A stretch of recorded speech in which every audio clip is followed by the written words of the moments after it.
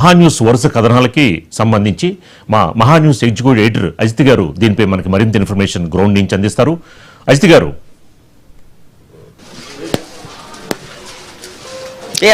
సీతారామరాజు, ఈరోజు ఐడిపిఎల్ దాదాపు 900 ఎకరాల భూమికి సంబంధించిన ఒక పెద్ద కుంభకోణాలు ఈరోజు హైదరాబాద్ నగరం నడిబడ్డును జరుగుతున్నాయి. ముఖ్యంగా ఐడిపిఎల్ ఈరోజు మన దేశం ప్రపంచంలోనే డ్రగ్ ఇండస్ట్రీలో లేదా మందుల తయారీలో మన దేశం ప్రపంచంలోనే ఒక ప్రాధాన్యత గల దేశంగా తయారైందంటే దానికి కారణం ఐడిపిఎల్ పరిశ్రమ.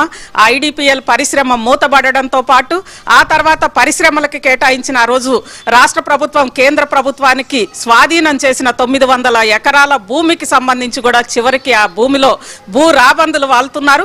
అయితే మరోవైపు ఐడిపిఎల్ నిర్మాణానికి, ఒకవైపు ఐడిపిఎల్ ఎంప్లాయీస్, మరోవైపు ఐడిపిఎల్ నిర్మాణానికి ఆ రోజు ఎక్కడెక్కడి నుంచో వచ్చి నిర్మాణానికి రాళ్లెత్తిన కూలీలు. ఎందుకంటే ఇంత పెద్ద ఆ రోజు మన దేశాన్ని ప్రపంచంలోనే ఒక ప్రత్యేక స్థానంలో నిలబెట్టిన ఐడిపిఎల్ సంస్థకి నిర్మాణానికి రాళ్లెత్తిన కూలీలు ఒకవైపు ఉన్నారు.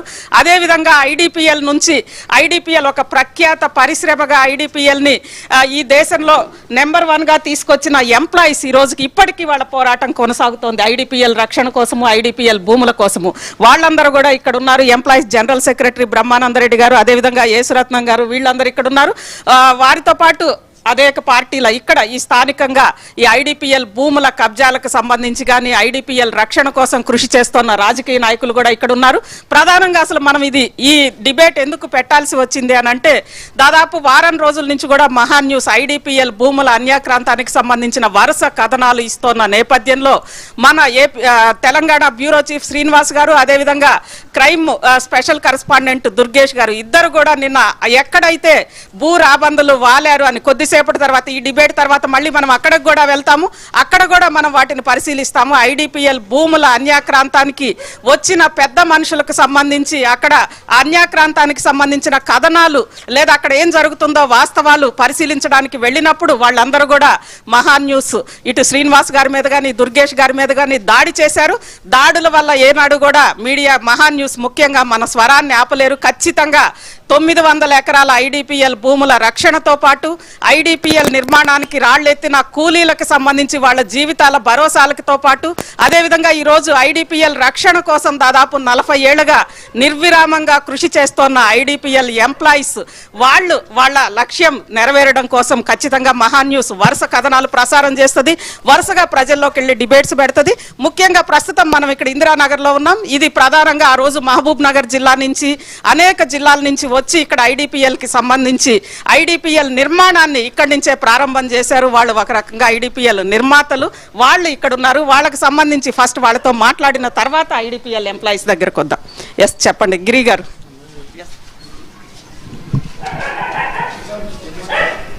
చెప్పండి మీ పేరు. నా పేరు వెంకటరెడ్డి. మేము ఈ వెల్ఫేర్ అసోసియేషన్ సలహాదారు, గౌరవ సలహాదారుడు. మేము మా అమ్మ నాన్నలు ఇక్కడ వచ్చి మేము ఇక్కడే పుట్టి పెరిగాము. గత 55 నుండి 60 సంవత్సరాలు అవుతుంది ఇక్కడ వచ్చి. అప్పటి నుండి ఈ జాగాలనే ఇండ్లు వేసుకున్నాం, ఈ జాగాలనే ఉన్నాం, ఈ జాగాలనే ఉంటున్నాం.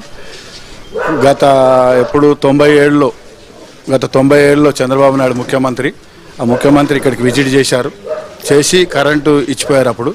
అప్పటిదాకా ఏం లేకుండా దీపాలు పెట్టుకునే ఉంటుంటిమి. చంద్రబాబు నాయుడు ఇక్కడ ఇచ్చేసి అప్పుడు కరెంటు ఇప్పించిపోయాడు.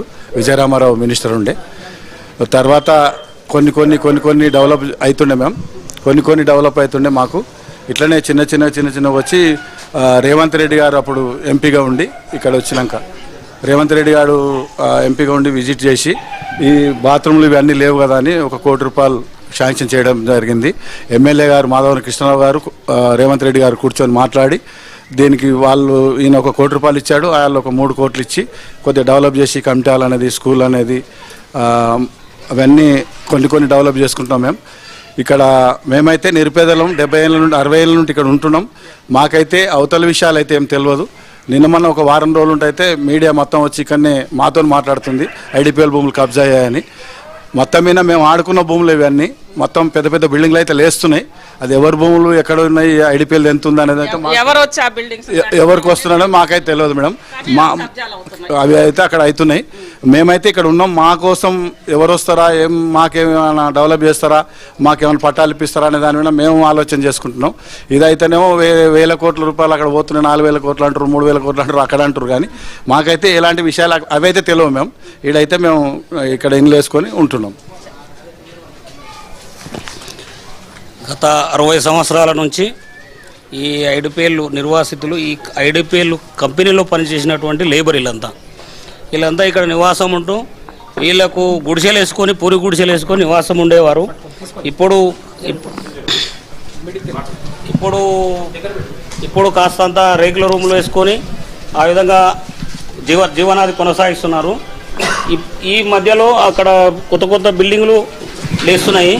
అవి ఎవరివి అనేది ఎవరు చెప్పడానికి లేదు, మాకు కనిపిస్తున్నాయి అంతేగాని మేము ఎంతసేపు ఉన్నా ఇక్కడ డెవలప్మెంట్ గురించి ఇక్కడ వచ్చి ఎవరేం చేస్తారు, మాకు ఎంపీ ఫండ్ ఇస్తారా, ఎమ్మెల్యే గారు ఏమైనా ఇస్తారా, కమ్యూనిటీ హాల్ కట్టుకోవడానికి, సెపరేట్ రూల్ వేసుకోవడానికి, వాటర్ కనెక్షన్, దాని గురించే మేము ఆలోచన చేస్తున్నాం. ఇక ఐడిపిఎల్ కి సంబంధించి ఐడిపిఎల్ రక్షణ కోసం మొదటి నుంచి కూడా పోరాడుతూ ఐడిపిఎల్ ఆ రోజు మూతపడ్డాన్ని కూడా వ్యతిరేకిస్తూ పోరాడుతూ ఐడిపిఎల్ ని నిలబెట్టుకుంటున్నారు. ఈ రోజు ఈ కార్మికులతో పాటు ప్రధానంగా ఐడిపిఎల్ రక్షణ కోసం పోరాడుతున్న ఐడిపిఎల్ ఉద్యోగులు కూడా మన ముందున్నారు. ముఖ్యంగా